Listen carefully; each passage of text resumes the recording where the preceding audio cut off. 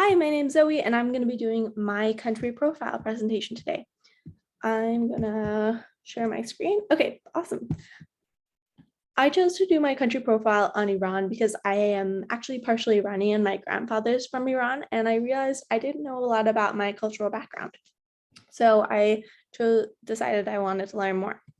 So the first very distinctive aspect of their culture is food, and I'll be talking about a couple different meals today. So the first one in the first picture on the left is tahdig, and tahdig is like a crunchy bottom to rice, and my grandfather cooks it with pita bread and oil, and it goes on the bottom of rice, and he does a cool flip trick and it ends up on top, and you can see from this picture that there's some yellow rice around it, in the rice, and that's saffron. So saffron is sprinkled into the rice and it makes for a really wonderful dish. And this is not usually eaten on its own.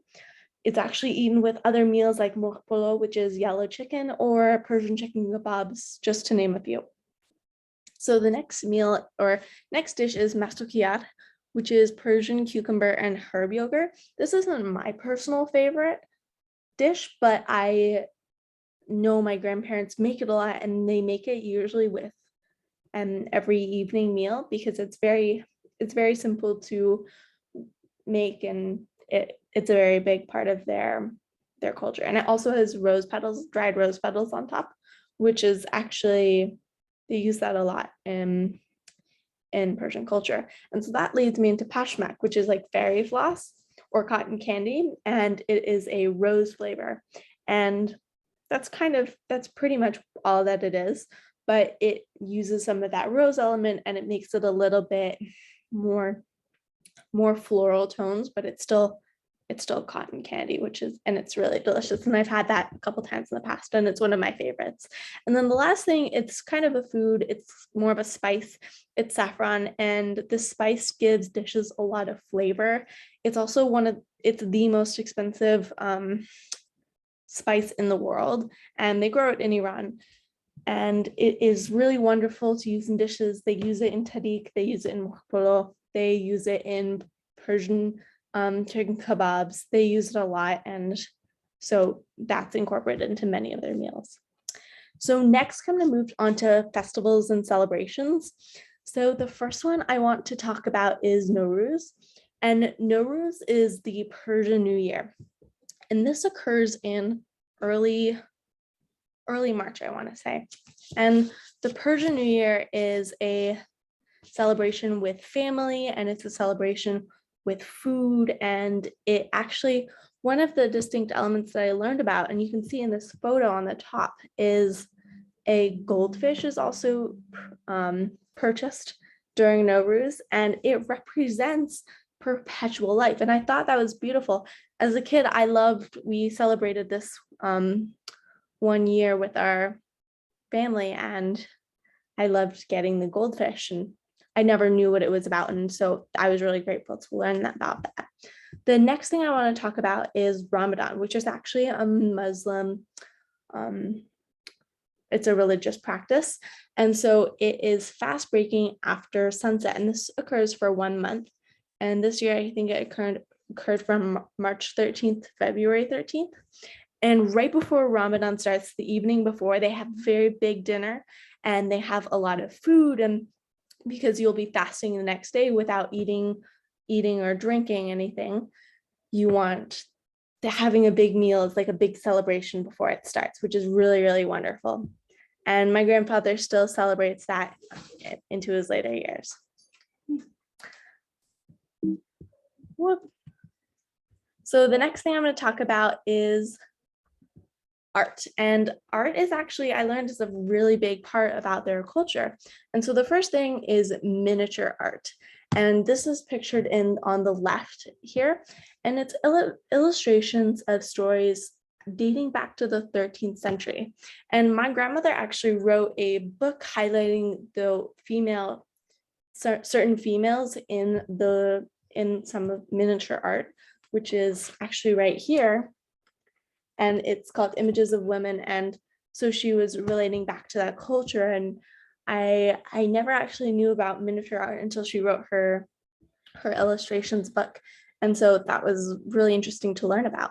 I also learned about Persian rugs, which is weaving. And so a lot of what goes into their weaving is brought in from their garden. And I mean like what is woven. So usually flowers or leaves. And I didn't know that before. My grandparents have a whole room in their house just full of Persian rugs. And going into it's like a new world. Like there's Persian rugs stacked, and it's overwhelming, but it's really beautiful. And the last thing I want to talk about is tile mosaics. Tile mosaics are usually found in mosques in Iran, but tile mosaics can be found everywhere. And it's just broken pieces of they use ceramics or glass, and they create these beautiful surroundings and this architecture. So next I'm going to talk about values. And the first value that is very important in Iran is family, and families actually live together, or they've lived together. My grandparents and my grandfather's parents and my mom, they all lived together in like a complex or a compound, you could say. And they had their own floor, but they used to eat dinners as family together. And so that is really important in their culture. And next, elderly is held in high esteem. My mom actually learned Persian or Farsi, which I will talk about, to communicate to her grandmother who did not speak English. So it was really important because she wanted to respect her grandmother. And finally, Iran practices the Islamic religion. So most Iranians are Muslim. And so that leads into practices like Ramadan. And finally, I'm going to talk about education and language. So education is really important in Iran, and they actually have very high literacy rate. And so all young kids are attending school. And so that's a really important part of it's a really important part of their culture. And certain families that have certain resources will actually send their kids when they're in what we would call high school to boarding schools, often in Switzerland or the UK, to get a even higher education. And then they'd come back and they'd work with family businesses or work for the government. And so having that high education is very important to them. And then finally, the language that's practiced in Iran is Persian, as I mentioned earlier, or Farsi. When I talk to my grandfather, I'll ask him, what are you talking, or what language are you speaking? And he'll say Farsi. They don't say Persian. Farsi is the term that they use in Iran.